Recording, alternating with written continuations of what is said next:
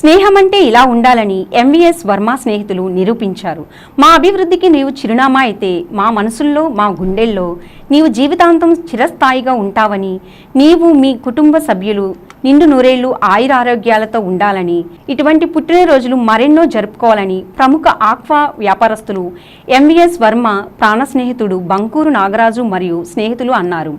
Aqua వ్యాపారంలో ఎదుగుతూ ఆయనతో పాటు ఎందరో స్నేహితుల ఎదుగుదలకు సహకరిస్తూ, అంతేకాకుండా పేదలకు, అనాథాశ్రమాలకు తన వంతు సహకారాన్ని అందిస్తూ ఎందరికో స్ఫూర్తిగా నిలిచిన ఎంవీఎస్ వర్మ పుట్టినరోజు సందర్భంగా అతని ప్రాణ స్నేహితుడు బంకూరు నాగరాజు ఆధ్వర్యంలో సుమారు 70,000 రూపాయలకు పైగా ఖర్చుతో ఏలూరు మున్సిపల్ కార్పొరేషన్ ఆధ్వర్యంలో స్థానిక పత్తేబాద రైతు బజార్ వెనకమాల ఉన్న పట్టణ నిరాశ్రయుల వసతి గృహం, అనాథాశ్రమంలోని వృద్ధులు మరియు స్థానికంగా ఉన్న పేద మహిళల సమక్షంలో వర్మ పుట్టినరోజు కేక్ కట్ చేసి చీరలు, దుప్పట్లు, భోజనం ప్లేట్లు పంపిణీ చేసి నాన్ వెజ్ భోజనం ఏర్పాటు చేశారు. అంతేకాకుండా నిశ్చింత అనాథాశ్రమంలో వృద్ధులు వంటలకు సంబంధించి గ్యాస్ స్టవ్, గ్యాస్ సిలిండర్, ఇతర వంట సామాగ్రిని అందజేశారు.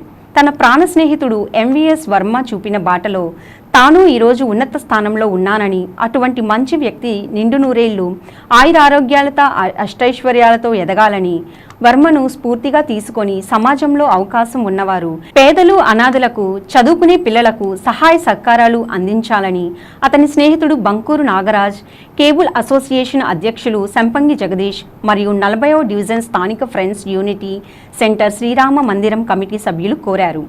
ఈ కార్యక్రమంలో వర్మ స్నేహితులు సుమారు 25 మందికి పైగా పాల్గొని వర్మకు పుట్టినరోజు శుభాకాంక్షలు తెలియజేశారు.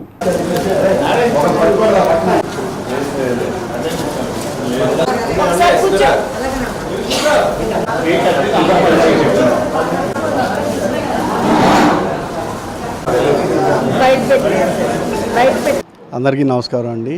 ఈరోజు మా అందరికీ స్నేహితుడు ఎంవీఎస్ వర్మ, అంటే ఆక్వా రంగంలో ఉంటాడు. అతను బిజినెస్ వ్యాపారం. ఆయనకి వర్మకి ప్రధానమైన ప్రాణ స్నేహితుడు, మిత్రుడు బంకూరు నాగరాజు. అయితే వర్మ అనే వ్యక్తి ఎంతోమందికి సహాయ సహకారాలు చేస్తుంటాడు ఆర్థికంగా. ఆయన ఇచ్చిన సహకారంతోనే నాగరాజు కూడా చాలా ఎక్కువగా డెవలప్ అయ్యాడు.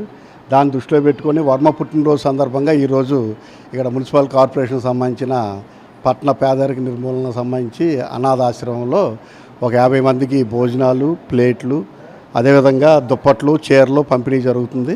ఇదే కాకుండా ఇంకా బయట నుంచి ఒక 20 మందిని తీసుకొచ్చి వాళ్ళకు కూడా ఇక్కడ చీరలు అవి ఇచ్చి భోజనాలు ఏర్పాటు చేయడం జరుగుతుంది.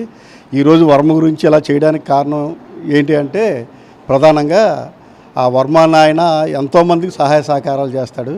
అటువంటి ఆయన వల్ల ఎంతోమంది కూడా భవిష్యత్తులో చాలా మంచిగా ఎదగడం జరిగింది.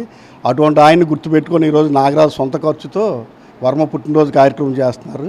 ఇలాగ వర్మలాగా ఇంకా చాలామంది సమాజంలో ఎందరికో సేవ చేయాలనే ఉద్దేశం చేత వర్మను స్ఫూర్తిగా తీసుకొని చేయాలనే దీంతో నాగరాజు ఈరోజు ఈ కార్యక్రమాన్ని ఏర్పాటు చేశాడు. అందుకనే ఇటువంటి ప్రాణ స్నేహితులు, అటువంటి ఒకరి ఎదుగుదలకు ఉపయోగపడే స్నేహితులు ఉండడం ఈ రోజుల్లో చాలా గొప్పతనం. అటువంటి వర్మనే ఈరోజు మేము అందరం కూడా పుట్టినరోజు కార్యక్రమం చేసుకోవడం మా అందరికి కూడా చాలా సంతోషంగా ఉంది.